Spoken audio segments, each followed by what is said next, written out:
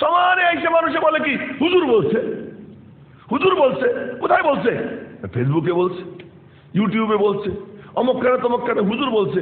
হুজুরও তো আল্লাহ তো বলতেছে হুজুর, ঠিক আছে, কিন্তু তোমারে অন্ধ হইতে নিষেধ করেছে, তোমাকে বধির হইতে কি করেছেন? আল্লাহ তাআলা নিষেধ করেছেন, তুমি অন্ধ বধির হইও না।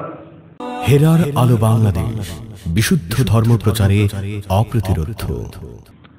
মুহতারাম হাজিরিন, আমরা আলোচনা শুনতেছিলাম যে মুহাম্মাদি কাফেলার সদস্য যারা, তাদের গুণাবলী কি হওয়া উচিত, কি গুণে গুণান্বিত হলে পরে তারা মুহাম্মাদি কাফেলার সদস্য।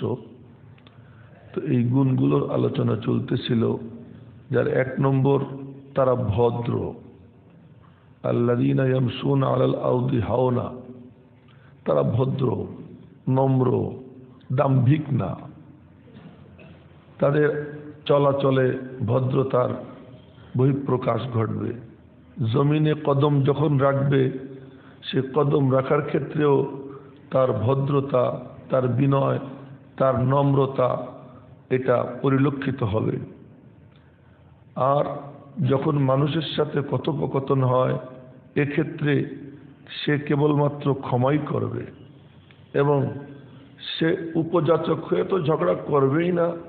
তার সাথে যদি কেউ ঝগড়া করতে আসে, তো সে বলবে আসসালামু আলাইকুম, সালাম আপনাকে, আমি চললাম, আমি ঝগড়া করব না।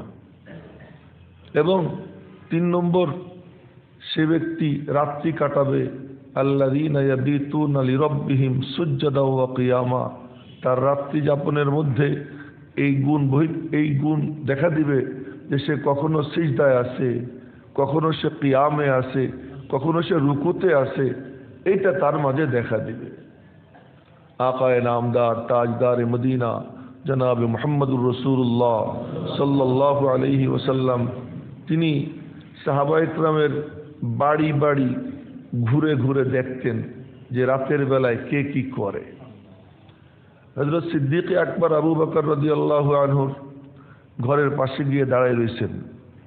তো নবীজি শুনতেছেন, সে নামাজে তিলাওয়াত করতেছে, কিন্তু এত আস্তে যে একেবারে কান লাগাইয়া খুব মনোযোগ দিয়ে শুনলে পরে একটু শোনা যায়। ওখান থেকে গেলেন হযরত ওমর রাদিয়াল্লাহু তাআলা আনহুর বাড়িতে, যে উনি কি করতেছেন।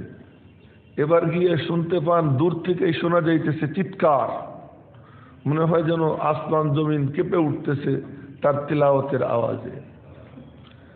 তো সকালবেলা তো সবাই ফজরের নামাজ পড়তে মসজিদে আসেন। তো মসজিদে আসছেন, নামাজের পর নবীজি বললেন, আবু বকর আপনি এত আস্তে পড়েন কেন? সিদ্দিক আকবর বললেন, ইয়া রাসূলুল্লাহ, যাকে শুনাই এর থেকেও আস্তে পড়লে তিনি শোনেন, তো এই জন্য আমি আস্তে পড়ি। হযরত ওমর রাদিয়াল্লাহু আনহুকে জিজ্ঞাসা করলেন, ওমর আপনি এত জোরে পড়েন কেন, এত আওয়াজ কেন? হযরত ওমর রাদিয়াল্লাহু তাআলা আনহু বলতেছেন, ইয়া রাসূলুল্লাহ, শয়তানকেও ভাগানো দরকার, আর ঘুমন্ত ব্যক্তিদেরকেও জাগানো দরকার।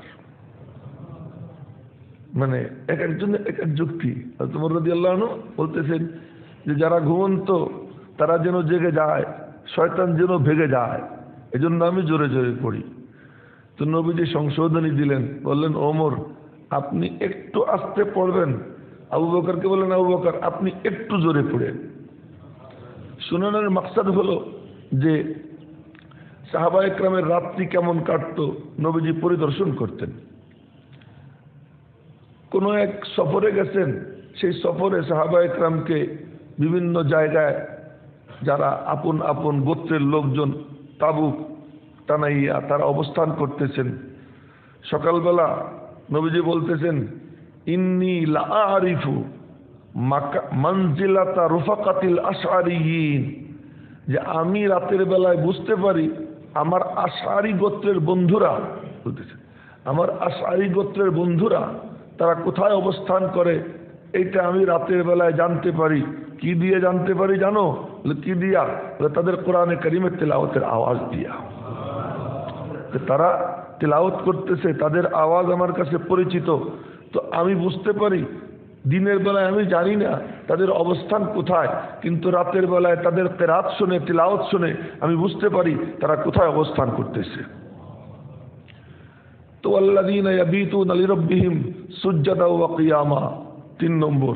4 নম্বর ওয়াল্লাযীনা ইয়াকুলুন রব্বানা ইসরিফ আন্না আযাব জাহান্নাম ইন্না আযাবাহা কানা গরামা। তাদের সবসময় পরকাল স্মরণ থাকে, তারা সবসময় পরকালকে স্মরণ করে, যাই করে তার টার্গেট থাকে আমার আল্লাহ যেন আমার উপর রাজি হয়ে যায়, আমাকে যেন আল্লাহ পাক জাহান্নাম থেকে মুক্তি দেওয়া যায়। সে নামাজ পড়তেছে, নামাজের পরে ওই দোয়া করে, সে যে কোনো নেক আমল করে, ওই নেক আমলের মাকসাদ থাকে আল্লাহ যেন রাজি হয়ে আমাকে যেন জাহান্নাম থেকে মুক্তি দিয়ে দেয়। তাই তাদের 4 নম্বর গুণ, তারা বলে রব্বানা ইসরিফ আন্না আযাব জাহান্নাম। এরপর তারা ব্যয় করে। তো ভালো করে মনে রাখবো, মুমিন হবে আর ইনফাক করবে না, মুমিন হবে আল্লাহর রাস্তায় খরচ করবে না, সে কিসের মুমিন? সে কোনো মুমিন না। মুমিন যে হবে আল্লাহর রাস্তায় ব্যয় করার মতো মানসিকতা তার থাকবে। তাই ব্যয় করতে গেলে ব্যয়ের ধরনটা কি হবে, ব্যয়ের ধরন কি হবে, সেই ধরন বয়ান করতেছেন আল্লাহ তাআলা। আল্লাযীনা ইযা আনফাকু লাম ইউসরিফু ওয়া লাম ইয়াকতুরু। যখন তারা খরচ করে অপচয়ও করে না, আবার একেবারে চেপেও রাখে না, বরং ইতিদালের সাথে ভারসাম্য রক্ষা করে ব্যয় করার পরে যেন হা হুতাশ করতে না হয়, আবার একেবারে সব কুক্ষিগত করেও করে না, রাখে না, এমন ভাবে তারা ব্যয় করে। ওয়াকানা বাইনা যালিকা কাওয়ামা।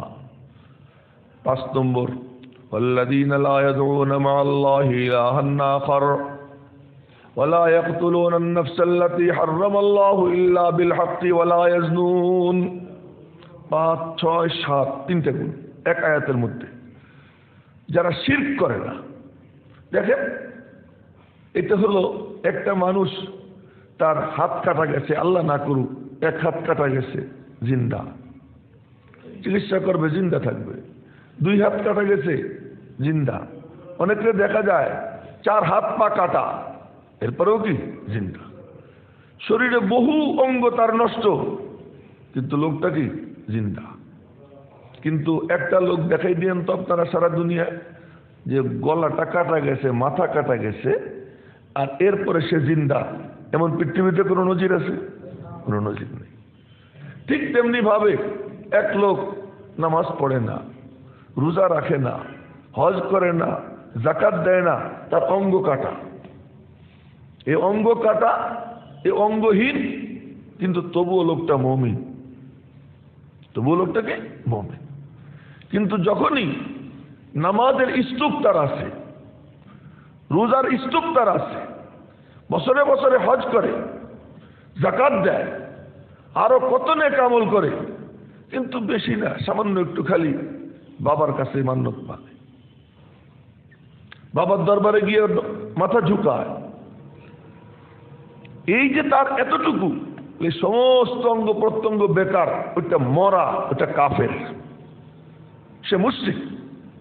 এই জন্য খুতবার মধ্যে আপনারা নিয়মিত শোনেন একটা বাক্য, যেটা বলা হয় যে ইয়া আইয়ুহান নাস ওয়াহিদুল্লাহ ফাইন্নাত তাওহীদ আসাসুল হাসানাত ওয়া রাসুত তাআত। সমস্ত ইবাদতের মাথা হলো কি? তাওহীদ। যার মধ্যে তাওহীদ নাই, ওর মাথা নেই। যার মাথা নাই, ওটা মরা। এই জন্য এই ইবাদুর রহমান যারা, তাদের অন্যতম গুণ কি গুণ? তারা শিরক করে না। শিরক দেখেন, একটা হলো যে দেবদেবীর পূজা করা, এই শিরক কোনো মুমিন মুসলমান করে না। দেবদেবীর পূজা কেউ করতে যায় না, কিন্তু শিরকের মধ্যে অর্থের পূজা করে বহু মানুষ আছে, অর্থের পূজারী। এই অর্থের জন্য সে মনে করে আমার ব্যবসায়ী আমার কি, আমার সবকিছু করে দিবে, আমার সম্মানের মালিক আমার ব্যবসা, আমার পকেটে পয়সা থাকলে ইজ্জতের আসন পাবো। পয়সা যদি না থাকে আমি ইজ্জতের আসন পাবো না, তো সে কি হইল? যেখানে আল্লাহ পাক বলতেছেন, বলে দাও আল্লাহুম্মা মালিকাল মুলক তুতিল মুলকা মান তাশা ওয়া তানজিউল মুলকা মিম্মান তাশা ওয়া তুইজ্জু মান তাশা ওয়া তুযিল্লু মান তাশা বিয়াদিকাল খায়র। তো ইজ্জতের মালিক কে? বেইজ্জতির মালিক কে? আমি মনে মনে বলি যে আমি যদি কিছু অর্থবিত্ত উপার্জন করতে পারি তা আমি সমাজে কি পাবো? দাম পাবো, সমাজে ইজ্জত পাবো। সেও মুশরিক, সেও শিরকের মধ্যে লিপ্ত হয়ে যায়। এরকম একটা দুইটা না, এর ভুরি ভুরি দৃষ্টান্ত আছে। যদি অমককে খুশি রাখতে পারি তাহলে আমার আর কোনো ক্ষতি হবে না, আর অমক যদি নারাজ হয়ে যায় আমার সমাজে চলাচল কি হয়ে যাবে? দুষ্কর হয়ে যাবে। এই মানসিকতা শিরক। কেন? আমার নবীজি হযরত আব্দুল্লাহ ইবনে আব্বাস রাদিয়াল্লাহু আনহুমাকে বলতেছেন, আব্দুল্লাহ, জি ইয়া রাসূলুল্লাহ, ভালো করে জেনে রাখো, ইলাম আন্নাল উম্মাতা লাবিজতামাউ, ভালো করে মনে রাখো, পুরো উম্মত যদি একত্রিত হয়, আসমান ও জমিনের সব মখলুক যদি একত্রিত হয়, তোমার কোনো উপকার করবে তো পারবে না আমি আল্লাহ যতটুকু চাই অতটুকুর উপরে। আর যদি সবাই একত্রিত হয় তোমার কোনো ক্ষতি করবে, আর আমি আল্লাহ যদি চাই তোমার উপকার করব, কেউ তোমাকে ক্ষতি করতে পারবে না। ঈমান। এখন আমি ভাইবা নেই যে মসজিদের সভাপতির সাথে খাই খাতির রাখলে আমার এই খতিবের আসন আর ছুটবে না। তা আমার এই খতিবের আসনে বসানোর মালিক কি সভাপতি না আল্লাহ? তা আমি এখানে বসে বসে বয়ান করি, আবার ওদিকে গিয়ে সভাপতিরে কি করি? তোয়াজ করি, তেল মারি সমান। সভাপতি খুশি থাকলে আমার আর কোনো কি নেই, টেনশন নেই। এই মিম্বরে বসেও শিরকের মধ্যে আমি লিপ্ত, মিম্বরে বসেও আমি শিরকের মধ্যে লিপ্ত। আল্লাযীনা লা ইয়াদউনা মা'আল্লাহি ইলাহান আখার, এর ব্যাখ্যা করতে গেলে অনেক লম্বা, বেশি ব্যাখ্যা করতেছি না। তো ইবাদুর রহমান সে শিরক থেকে পাক, তাওহীদ খালিস। দেখেন আল্লাহ কি বলেন, তানযীলুল কিতাবি মিনাল্লাহিল আজিজিল হাকীম, ইন্না আনজালনা ইলাইকাল কিতাবা বিল হক ফাবুদিল্লাহ মুখলিসাল লাহুদ্দিন। ইবাদত করো কেবলই আল্লাহর জন্য, খালেস কার জন্য? আল্লাহর জন্য। নামাজে দাঁড়াইলাম না, মনে মনে বললাম আমি ইমাম সাহেব, সবাই আমার দিকে তাকাই রয়েছে, সিজদাটা লম্বা না দিলে তো আমার ইজ্জত কমে যাবে, সিজদাটা লম্বা দিলে বুজুর্গি বেড়ে যাবে। আর যখনই একা একা নামাজ পড়তে গেলাম উঠি আর পড়ি না, এটাও শিরক, এটাও শিরক। আমি নামাজ পড়তেছি, আমি যখন বলছি আল্লাহু আকবার, আল্লাহু আকবরের নাম কি? তাকবীরে তাহরিমা। তাহরিমা মানে হারাম করণ, হারাম করা। তাকবীরে তাহরিমা অর্থ কি? যখন আল্লাহু আকবার বললাম তখন মনে মনে বললাম এই কথা, জবান দিয়ে ঘোষণা করলাম এই কথা যে আল্লাহ ছাড়া সব কিছুকে আমি হারাম করে দিলাম। এই জন্য এই তাকবীরের নাম তাকবীরে তাহরিমা। এই তাকবীরের নাম তাকবীরে তাহরিমা কি জন্য? এই জন্য যে আল্লাহর চিন্তা ছাড়া, আল্লাহ আমার দিকে তাকাই রয়েছে, এই চিন্তা চেতনা, এই ভাবনা ছাড়া সমস্ত ভাবনাকে আমি হারাম করে দিলাম। আল্লাযীনা লা ইয়াদউনা মা'আল্লাহি ইলাহান আখার, আল্লাহর সাথে অন্য কোনো মাহবুদকে ডাকে না। এই ডাকার অর্থ শুধু সনম সনম না, হ্যাঁ, এই ডাকার অর্থ কেবলমাত্র দেবী দেবী দেবী সনম সনম করে ডাকবে তাই না। ওই মনোভাব, ওই চিন্তা চেতনা, এটাও শিরক। এর এক একটা কোথায় গিয়ে আঘাত করে যে ইজ্জতের মালিক আল্লাহ আমি ভুলে দিতেছি না। আমার নামাজ পড়তেছি আল্লাহর জন্য, এই সময় চিন্তা করি যে মুসল্লিরা তাকাই রয়েছে, এখন নামাজ স্লো পড়তে হবে, ধীরে ধীরে পড়তে হবে, যেন আমার বুজুর্গ মনে করে। হ্যাঁ, তোমার উচিত হলো একা একা নামাজ পড়ো, তখন লম্বা কিয়াম করো, লম্বা রুকু করো। নবীজি তাহাজ্জুদের নামাজ পড়তেন একা একা, তো এই যে দাঁড়াইতেন মাঝে মাঝে 4 পারা 5 পারা এক রাকাতে তিলাওয়াত করে ফেলতেন।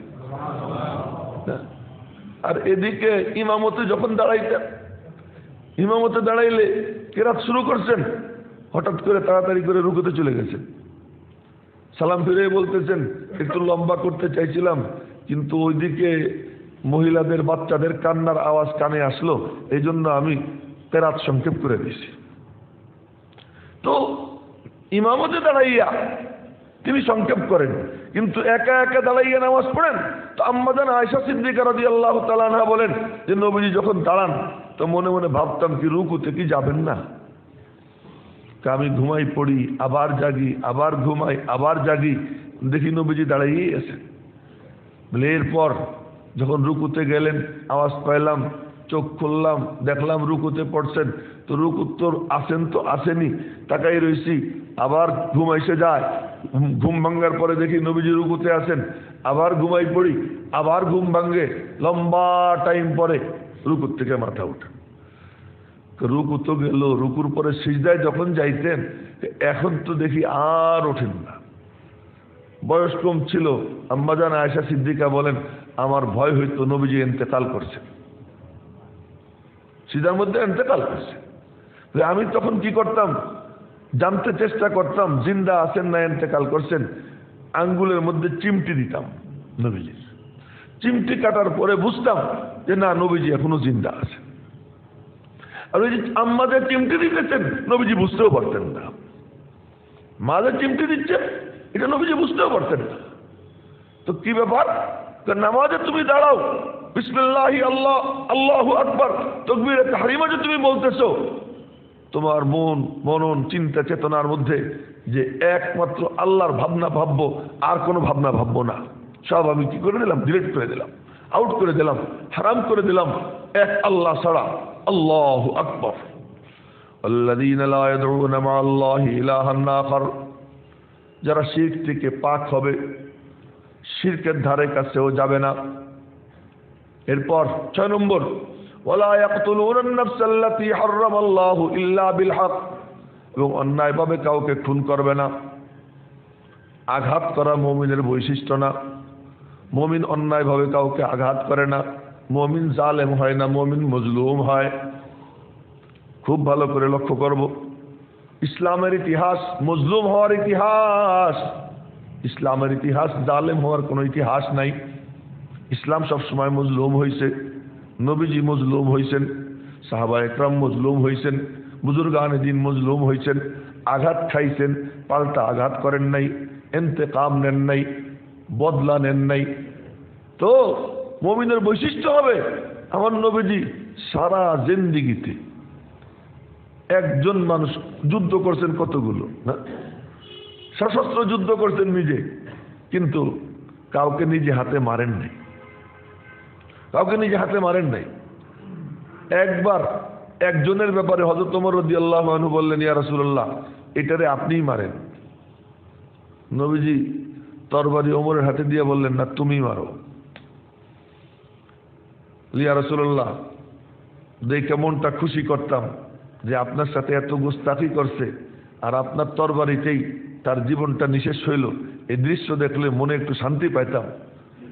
নবীজি বললেন, ওমর ওই ব্যক্তির থেকে হতভাগা কে আছে যে নবীর হাতে মারা যায়, বা নবী যার হাতে মারা যায়। আমি তো রহমতুল লিল আলামিন, আমার হাতে কেউ এরকম অভিশপ্ত হোক এ আমি চাই না, তুমি মারো।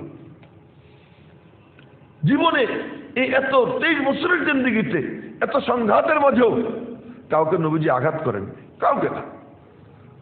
হ্যাঁ, একজন খালি একটা খোঁচা দিছিলেন একজন, সে খোঁচাটাও সে বেচারা কি করছে, নিচের থেকে পাহাড়ে বাইয়ে বাইয়ে উঠতেছে, তীর তরবারির সাথে নিয়ে বাইয়ে বাইয়ে উঠতেছে, আর বলতেছে নবীজির নাম নিয়া, এটারে আমি খুন করবো, এটা আমি খুন করবো। তো নবীজি সাহাবীরা যে কেউ তীর মারতে পারতেন তারে, নবীজি বললেন না মাইরো না, ও যখন আমার মারতে আসতেছে আমার কাছে আসতে দাও। তো কাছে গেছে, পাশে হযরত আলী রাদিয়াল্লাহু তাআলা আনহু ছিলেন, বললেন তোমার তীরটা আমার কাছে দাও। তীর নিলেন, নিয়া তার গলার এখানে একটু খুঁচা দিছেন, চুলকানি দিছেন। তো চুলকানি অস্ত্র দিয়েও মানুষ চুলকায় মাঝে মাঝে, একটু চুলকানি দিছে। তো চুলকানিতে একটু রক্তও বের হয় নাই, রক্ত বের হয় নাই, শুধু একটু চুলকানি লাগছে। আরো শুরু করছে, কাতালানি মুহাম্মদ, মুহাম্মদ আমারে খুন করে ফেলেছে সাল্লাল্লাহু আলাইহি সাল্লাম, বলেন না সাল্লাল্লাহু আলাইহি সাল্লাম, উনি আমারে খুন করছে। এই হাউমাউ করে কাঁদতে কাঁদতে নিচে নামছে, চিৎকার, সবাই কি রে, তুই তো সহি সালামত জিন্দা, তোর তো কিছুই হয় নাই, কোনো রক্ত মক্ত দেখা যায় না। তখন বলতেছে, তোরা বুঝতেছিস না, উনি আমার একটা খোঁচা দিয়েছেন, কিন্তু এমন ব্যথা পাইতেছি, যদি এই ব্যথা তোদের সবার মধ্যে ভাগ করে দেওয়া হয়, তোদের সকলের মরণের জন্য যথেষ্ট হয়ে যাবে।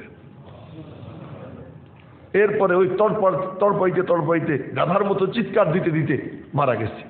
এর নাম হলো উমাইয়া ইবনে খালাফ। এর নাম হলো উমাইয়া ইবনে খালাফ। এই এক ব্যক্তি, যে এক ব্যক্তির নবীজি একটা কি খোঁচা দিয়েছিলেন। আর এই কমি নেই, সেই কমি না। কতজন নরম হয় না, ফিরআউনও নরম হয়ে গেছে, আরো কতজন নরম হয়েছে, কিন্তু ও নবীজির তিলাওয়াত শুনে সবাই সিজদায় পড়ে গেছে। মুশরিক, ইহুদি, মুসলমানরা তো সিজদায় পড়বেই। ওই সিজদা টিজদা দেখা ও সোজা হয়ে বসে রয়েছে, উমাইয়া সোজা হয়ে বসে রয়েছে। বৈশা নিচের থেকে একটু মাটি উঠাইয়া কপালে ডলে, সোজা থেকে দিলে বলে, ইয়াকফিনি হাজা, আমার জন্য এতটুকুই যথেষ্ট। এই লোক, এই একটা লোকের নবীজি কি করছেন, একটু আঘাত করছেন, তীর দিয়ে একটা খোঁচা দিয়েছেন। তো সেই নবীর উম্মতি কারা? আপনারা। আর আপনার গায়ে লাগবে জালেমের তকমা, যে আপনি জালেম। তা আপনি কোথায় মুহাম্মদী কাফেলার সদস্য? ওয়ালা ইয়াকতুলুনা আন-নাফসাল্লাতী হারামাল্লাহু ইল্লা বিল হক। হ্যাঁ, যদি কোনো প্রয়োজন দেখা দেয়, শরীয়তে বলে যে এখন একে মারতে হবে, তখন সুবহানাল্লাহ, সে কতটা নিষ্ঠুর হয় ওই মুমিন, তখন তার প্রমাণ সিদ্দিক আকবর হযরত আবু বকর রাদিয়াল্লাহু তাআলা। আবু বকর রাদিয়াল্লাহু তাআলা কে ছেলে, ওনার ছেলে আব্দুর রহমান বলতেছেন, আব্বু কি বদর যুদ্ধে আপনার রেঞ্জের মধ্যে কয়েকবার পাইছে, 2বার পাইছে। তো রেঞ্জের মধ্যে পাওয়ার পরেও চিন্তা করছি আপনি আমার আব্বা, এজন্য আর মারিনি। তুমি বললেন, বাজান তোমার কপাল ভালো যে তোমার বাপ তোমার রেঞ্জের মধ্যে পায় নাই। আমি যদি একবারের জন্য পাইতাম তো তোমাকে দুনিয়ার থেকে বিদায় করে দিতাম। আমি রেঞ্জের মধ্যে পাইনি। আবু বকরের মতো এত বড় দয়ালু, কিন্তু যখন ময়দানে হক ইসলামের যে সেই জিহাদে, এখানে যদি তোমার আমি পাইতাম, আমি আবু বকর, অন্য আবু বকর সেখানে গিয়া। এমনিতে আবু বকরের বৈশিষ্ট্য, আরহামু উম্মতি বি উম্মতি আবু বকর, সবচেয়ে আরহাম। আরহাম এটাকে বলে আরবিতে ইসমে তাফজিল। ইসমে তাফজিল এইটার ওজনটা হলো আলাম, আকরাম, আলাম, আকরাম, এই আজ, এরকম এই শব্দগুলোকে বলা হয় ইসমে তাফজিল। সর্বোচ্চ কিছু বুঝাইতে হলে তখন এই শব্দটা ব্যবহার করা হয়। যেমন আরহামু উম্মতি বি উম্মতি, আসাদ্দুহুম বি আমরিল্লাহ, তারপরে আতকাহুম, এই সবগুলো হলো ইসমে তাফজিলের সিগা। তা আরহাম সবচেয়ে বড় দয়ালু আবু বকর, সেই আবু বকর আবার সবচেয়ে বড় নিষ্ঠুর। কোথায়? যখন ময়দানে জিহাদে শত্রুর মুখোমুখি হয়। ওয়ালা ইয়াকতুলুনা আন-নাফসাল্লাতী হারামাল্লাহু ইল্লা বিল হক ওয়ালা ইয়াজনুন, জিনার কাছেও তারা যায় না, তারা কখনো জানি হয় না। জিনা, মুমিন জিনা করতে পারে না। ওয়ালা ইয়াজনুন ওয়া মান ইয়াফআল যালিকা ইয়ালকা সামা, যে এটা করে সে গুনার মুখোমুখি হয়। ইউদাআফ লাহুল আযাবু ইয়াওমাল কিয়ামাতি ওয়া ইয়াখলুদ ফীহি মুহানা, তার জন্য অনেক গুণ শাস্তি হবে কিয়ামতের দিন, অনাদিগণ অন্তকাল জাহান্নামে থাকবে। হ্যাঁ, ইল্লা মান তাবা, হ্যাঁ তবে যে তওবা করে, ওয়া আমানা, এবং ঈমান আনে। ভালো করে লক্ষ্য করবো, ইল্লা মান তাবা, হ্যাঁ যে তওবা করে, ওয়া আমানা, ঈমানকে নবায়ন করে, বা এইমাত্র সে কুফর থেকে ঈমানের দায়রায় এসে ঢুকে পড়ে। ওয়া আমিলা সালিহান, আর নেক আমল করে, ফাউলাইকা ইয়াতুবু আলাল্লাহ ফাইন্নাহু ইয়াতুবু ইলাল্লাহি মাতাবা, সে আল্লাহর দিকে পুরোপুরি ঝুঁকে পড়ে। তো যে ব্যক্তি তওবা করে খালি তওবা তওবা তওবা তওবা পড়া না, তওবা করা। ইল্লা মান তাবা, তওবা কি জিনিস? তওবা হলো, বর্তমানে বিজ্ঞান কোনো কিছু সহজ করে দিছে, আবার অনেক সমস্যাও আছে। মোবাইলে বহু মাসলা আসান করে দিছে। মোবাইলে দেখবেন যে এক মেমোরিতে জমা হয়েছে কয়েক হাজার আবর্জনা। কয়েক হাজার আবর্জনা জমা হয়েছে। এখন আমার মতো দেড় ব্যাটারি যারা টের পাই না যে মোবাইলে কি কি জমলো, সুইচ কোনটা, আমাদের না সমস্যা। কিন্তু যারা বুঝতে পারে, আমি আগে দেখতাম মোবাইল স্লো, হ্যাং হয়ে গেছে এরকম অবস্থা, তো যারা বিশেষজ্ঞ, কি রে ভাই আমার মোবাইলটা তো ঠিক মতো চলে না, তারপরে দেখে অনেক ভাইরাস জমে গেছিল। তো এরপরে এক সুইচের চাপ দেয়, এখন দেখি ভাইরাস নাই, মোবাইল সচল হয়ে গেছে। তো তোমার যে মেমোরি, তোমার যে কল্প, তোমার যে ভিতরটা, এই ভিতরে অনেক আবর্জনা জমে যায়, এরপরে চলে না। কি চলে না? নামাজের মধ্যে মন বসে না, মসজিদে আসতে মনে চায় না, টেলিভিশনের সামনে বসলে খুব মজা লাগে, ভালো করে লক্ষ্য করে, টেলিভিশনের সামনে বসতে খুব মজা লাগে, ঘন্টার পর ঘন্টা আড্ডা দাও, বিরক্তি আসে না, মসজিদে বসো, বিরক্তি এসে যায়, আগে ঢুকতে মনে চায় না, ওখানে দাঁড়াই থাকো। ও ভাই লক্ষ্য করবো কথা, ওখানে দাঁড়াই থাকো, গাল গল্প করো, এরপর নাকের ডগায় ঠেকাইয়া দৌড় দিয়ে মসজিদে ঢুকলাম।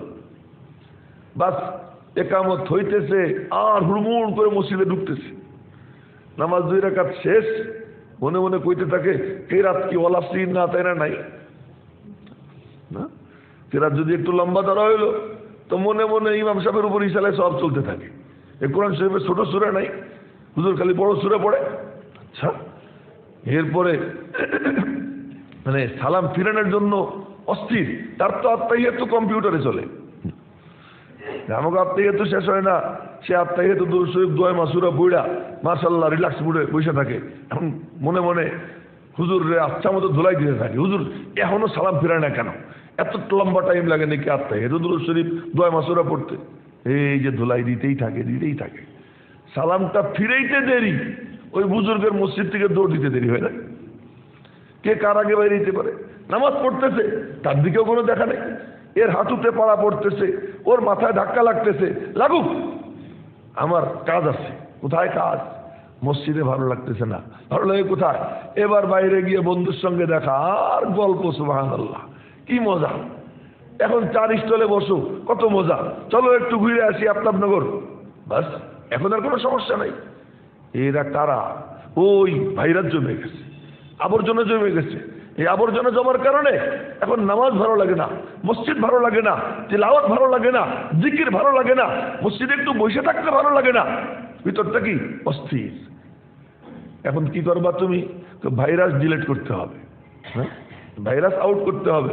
কেমনে? মাঝে মাঝে দেখবেন মোবাইলের মধ্যে এমন করে মার্ক স্পেসিফিক একটা করে না, মার্ক ওয়াল, এরকম লেখা থাকে ওয়াল মার্ক। তো ওয়াল মার্কে যদি কেউ চাপ দেয়, 1000 থাকলেও 1000 একসাথে কি হয়ে যায়, নিয়ন্ত্রণে এসে যায়। এবার সেন্ড বাটনে চাপ দেয়, 1000 একসঙ্গে ডিলিট হয়ে যায়। তোমার জিন্দেগির কথা তুমি স্মরণ করো, তুমি কি কি করছো, অমুক তমুক তমুক তমুক কি কি, সব মনে মনে জল্পনা কল্পনা করে মনে মনে একবার শুধু সেন্ড বাটনে একটা চাপ দাও, মনে মনে বলো, আল্লাহ আমি খুব লজ্জিত, আমি খুব শর্মিন্দা, সিদ্ধান্ত নিলাম আর আমি করব না। এই এতটুকু বলার সাথে সাথে আল্লাহ পাক তোমার জিন্দেগির ওই যা কিছু মেমোরিতে আছে সব কিছুকে আল্লাহ তাআলা ডিলিট করে দেয়, ডিলিট হয়ে যায়। ডিলিট যখন হয়ে যায় তখন দেখবা তুমি সচল, তুমি তখন কি হয়ে গেছো, সচল হয়ে গেছো। ومن تاب وعمل صالحا فإنه يتوب إلى الله متابا। যে ব্যক্তি তওবা করে আল্লাহর দিকে ঝুঁকে নেক আমল করে, তো আল্লাহ পাক তার দিকে ঝুঁকেন, যে যেমন আল্লাহ তার সঙ্গে তেমন। এক বুজুর্গ বলেন, তোমার আল্লাহর কাছে কতটা দাম? এটা কেমনে বুঝবা? তুমি লক্ষ্য করো আল্লাহর তোমার কাছে কতটা দাম। কথা খুব লক্ষ্য করব যে আল্লাহর কাছে তোমার কতটা মূল্যায়ন। তুমি নিজে দেখো তুমি আল্লাহকে কতটা মূল্যায়ন করো। তুমি আল্লাহু আকবার শুনলে তোমার কলবের মধ্যে কি হাল হয়, আজান হইলে তোমার কলবের মধ্যে কি হাল হয়, নামাজের সময় হইলে তোমার কলবের কি হাল হয়। তুমি তোমার দিকে তাকাও যে আল্লাহ ডাক দিছেন। এটা আসার পরে আম্মা জান আয়েশা সিদ্দিকা বলেন, যখন নাকি আজান হইতো নবীজি আমার সঙ্গে গল্প করতে থাকতেন, ফুর্তি ফার্তা চলতে থাকতো। হঠাৎ করে বেলাল আজান দিছে, আল্লাহু আকবার। এখন দেখি আমি নবীজিকে চিনি না, মনে হয় যেন নবীজি আমাকে চিনেন না। নবীজির আগের যে চেহারা, ওই রং আর নাই, রং বিবর্ণ হয়ে গেছে, অন্যরকম হয়ে গেছে। আল্লাহু আকবার, আল্লাহু আকবরের আওয়াজ কানে আসছে, আসার সাথে সাথে নবীজির চেহারার রং বিবর্ণ। এখন দেখে মনে হয় নবীজি আয়েশাকে চেনেনি না, আর তিনি কোনো কথাই বলেন না। এবার উঠে দৌড়, নামাজের টাইম হয়, বেলালকে ডাক দেন, বেলাল আযিন ইয়া বিলাল ওয়ারিহনি, বেলাল তুমি আযান দাও, আমার একটু শান্তি দাও, আমার অন্তরে শান্তি দাও। নবীজি বলেন, অজুইলাত কুররাতু আইনি ফিস সালাহ, যে নামাজের মধ্যে আল্লাহ পাক আমার চোখের শীতলতা রেখে দিয়েছেন। যখন আজান হয়, আজানের পরে যখন নামাজে দাঁড়াই বা কাউকে নামাজে দেখতে পাই, আমার আল্লাহ আমার চোখটাকে ঠান্ডা করে দেয়। অজুইলাত কুররাতু আইনি ফিস সালাহ, আমার চোখের শীতলতা নামাজের মাঝে রেখে দেওয়া হয়েছে। মেরে মুহতারাম ভাইও, ওমান তাবা ওয়া আমিলা সালিহা, যে তওবা করে আল্লাহর দিকে ঝোঁকে, যে আল্লাহর দিকে ঝোঁকে, ফাইন্নাহু ইয়াতুবু ইলাল্লাহি মাতাবা, সে আল্লাহর দিকে ভালো করে ঝুঁকছে বলে আল্লাহর দপ্তরে লেখা হয়ে যায়। আল্লাহর দিকে যে ঝুঁকে যায়, আল্লাহ ও তার দিকে ঝুঁকে পড়ে, আল্লাহ ও তার দিকে ঝুঁকে পড়ে। তো তুমি আল্লাহর কাছে কতটা তোমার দাম, তুমি দেখো তোমার কাছে আল্লাহর কতটা দাম। আল্লাহর হুকুমের যত দাম তুমি দিবা, আল্লাহর কাছে তুমি তত দামি হবা। আল্লাহর কাছে দামি হওয়ার জন্য তারই কি, যে তুমি আল্লাহর হুকুমকে দাম দাও। আল্লাহ পাকের নাম শুনলে, আল্লাহর পক্ষ থেকে কোনো ডাক আসলে, তখন তোমার কলবের মধ্যে কি হাল হয় তুমি লক্ষ্য করো। ওই হাল তোমার কলবে যতটা হবে, তুমি যখন কোনো সমস্যায় পড়বা, তো রব্বুল আলামিনের কাছে তোমার অতটা দাম হবে। আল্লাযীনা লা ইয়াশহাদুনা যুর,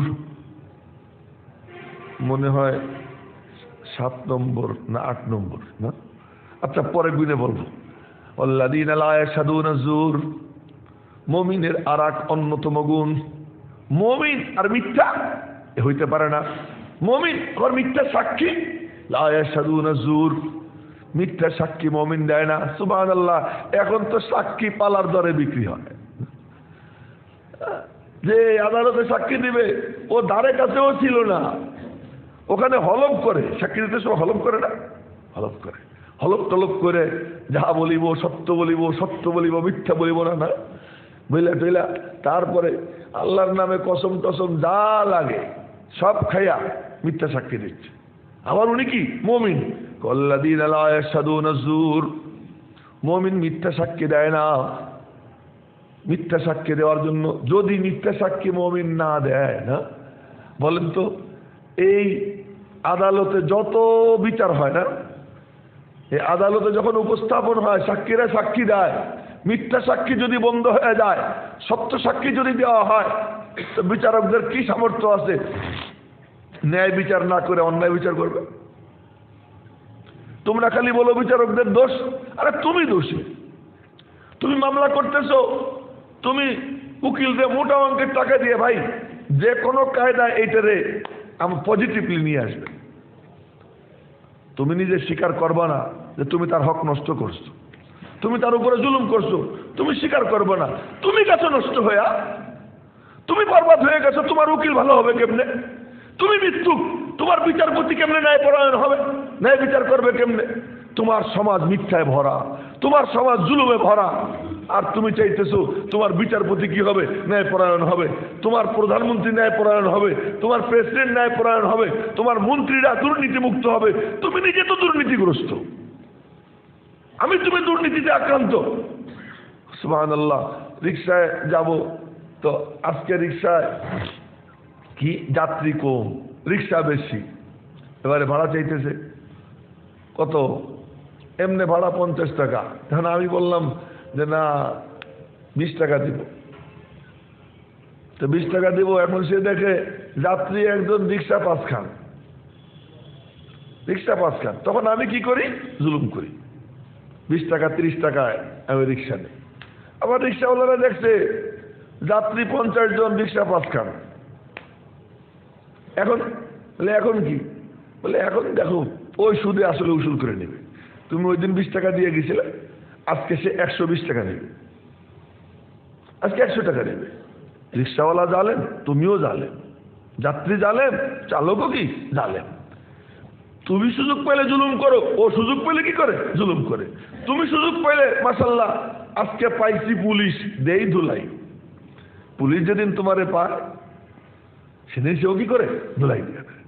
তুমি আজান দিয়ে গালাগাল করবা যে পুলিশ এই পুলিশ সেই, পুলিশ আবার যেদিন সুযোগ পাবে আজকে পাইছি তোরে সুদে আসলে সব উসুল করবো। তুমি জালেম, সেও জালেম, জুলুমই চলতেছে। আরে সমাজ যদি ঠিক করতে হয় তুমি ঠিক হও। আল্লাযীনা লা ইয়াশহাদুনা যুর, আমি মিথ্যা সাক্ষী দিব না, আমি জালেম হব না, সিদ্ধান্ত নাও। ওয়াইদা মাররু বিল-লাগবি মাররু কিরামা। আর যখন মাশাআল্লাহ কাল রাত্রে এখানে ঢুকতেছি, রাত্র 2টা-2:30 বাজলো, 2টার মতো। এখন দেখি হুন্ডা নিয়ে কয়েকজন এখানে দাঁড়ানো। এখন আমি কি করব, এই তোমরা এত রাত্রে কেন হুন্ডা নিয়ে এখানে? মাশাআল্লাহ আমার ইজ্জত সম্মান তো ওই গভীর রাত্রে যা থাকার কি থাকতো আপনারা জানেন। আমি সেখানে শুধু জিজ্ঞেস করলাম, কি রে বাবারা কি করো তোমরা এখানে? তো একজন বলল যে বড় ভাই আসতেছে, বড় ভাইয়ের অপেক্ষায় আছে। আমার তো আর কিছু বলার নাই, বড় ভাই লিডার আসতেছেন, লিডারের ইন্তজারে ওনরা গভীর রাত্রে রাত 2টার সময় কি করছেন, দাঁড়াই গেছেন। এখন এখান দিয়ে আমি কেমনে চলবো? কয়দা মাররু বিল-লাগবি মাররু কিরামা, ভদ্র মানুষের মতো চলে যাও। এখানে তুমি কি করো না, মাতবাড়ি দেখাইতে যেও না, তোমার মতো ভদ্র, তোমার মতো নিরীহ, তোমার মতো নম্র কেউ নাই। তুমি হয়ে যাও, তুমি কিচ্ছু বোঝো না, তুমি খুব ভালো মানুষ, এরকম হয়ে মাথা নিচের দিকে দিয়ে চলে যাও। আল্লাহ পাক শিখাইতেছেন ওয়াইদা মাররু বিল-লাগবি মাররু কিরামা। গতকাল ঘোড়াশাল ব্রিজের পাড়ে উঠবো, এমন সময় একটু ফাঁক হয়েছে যাব, ওই রং সাইড দিয়ে কয়েকটা হুন্ডে আইসা ইয়াং ছেলে পেলে দাঁড়াই গেছে। এত রাগ উঠছে মাথায় যে আধা ঘন্টা আমার ওখানে নষ্ট হয়েছে। এখানে যদি আমি গাড়ির থেকে নামি, এই ছেলেরা তোমরা এরকম কেন করলা, তো মাশাআল্লাহ আজকে পত্রিকা করো, নিউজ দেখতেন আপনারা, তাই না? আজকে পত্রিকা কি দেখতেন? নিউজ দেখতেন যে এমন ঘটনা ঘটছে। কি ঘটনা ঘটছে? কোন হুজুর, অমুক হুজুর, তমুক হুজুর, এই ঘটনা মাশাআল্লাহ কত। আমি কি হয়ে যেতাম, ভাইরাল হয়ে যেতাম সারা দুনিয়া। ভাইরাল হওয়ার জন্য খুব সহজ, যতজন ভাইরাল হয় তার 99% নেগেটিভ দিয়ে ভাইরাল হয়। পজিটিভ দিয়ে কে ভাইরাল হয়? পজিটিভ দিয়ে ভাইরাল হয় না। যে হুজুরের ওয়াজে মারামারি হয়, হুজুর ভাইরাল হয়ে যায়।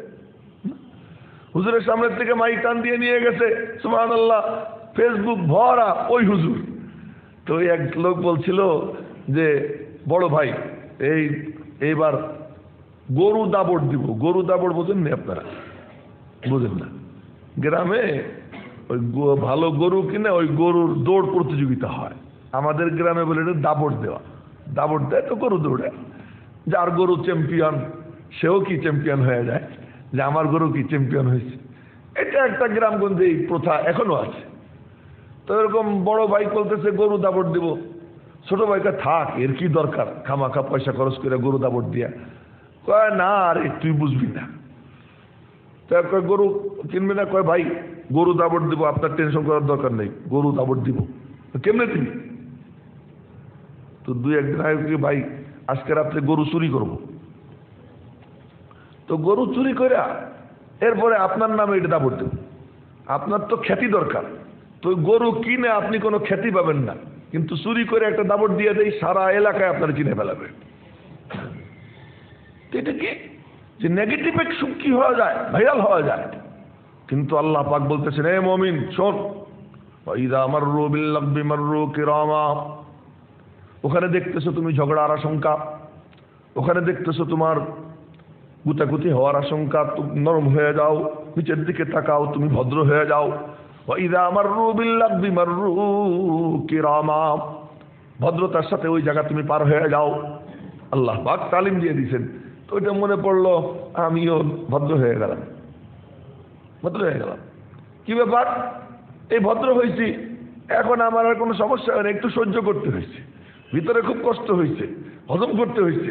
অল কাযিমিন আল গাইজ, মুমিনের বৈশিষ্ট্য সে রাগকে হজম করবে, রাগকে সে হজম করবে। বিষ খাওয়া অত কঠিন না, রাগ হজম করা যত কঠিন। কিন্তু এটা এই কাজই কি মুমিন করবে। এই সবরের বিনিময়ে তো আল্লাহ পাক কিয়ামতের দিন যে জান্নাত দিবেন, কোরআন শরীফে বহু আয়াত, ইউজজাউনাল গুরফাতা বিমা সাবারু। এই গুরফা, এই মানে কুঠরি, এই বালাখানা তাকে দেওয়া হবে এই কারণে যে সে সবর করছে। ওয়াইযা মাররু বিল্লাগবি মাররু কিরামা ওয়াল্লাযীনা ইযা যুকিরু বিআয়াতি রাব্বিহিম। এইটা খুব কান খুলে শুনেন, আল্লাহ পাক বলতেছেন, এ মুমিন বলদ হয় না, মুমিন এমনিই মাথা নোয়ায় না। মুমিন কি করে? যখন কেউ রব্ব করিম আমার পক্ষ থেকে আয়াত পেশ করে, হে আল্লাহ বলছেন, আল্লাহ বলছেন, নবীজি বলছেন, আর বলার পরে লাম ইয়াখিরু আলাইহা সুম্মা উমিয়ানা, অন্ধ আর বধিরের মতো আল্লাহ বলছে বাস দাও তো, না তা করে না। কি করে? যাচাই বাছাই করে। আল্লাহ বলছেন আসলেই কি উনি যে ব্যাখ্যা দিচ্ছেন সেই ব্যাখ্যা কিনা, তার কারণ জিন্দিকের কোনো অভাব নেই। মনে রাখবেন, একটা হলো কাফের, একটা হলো কাফের। কাফের কাকে বলে?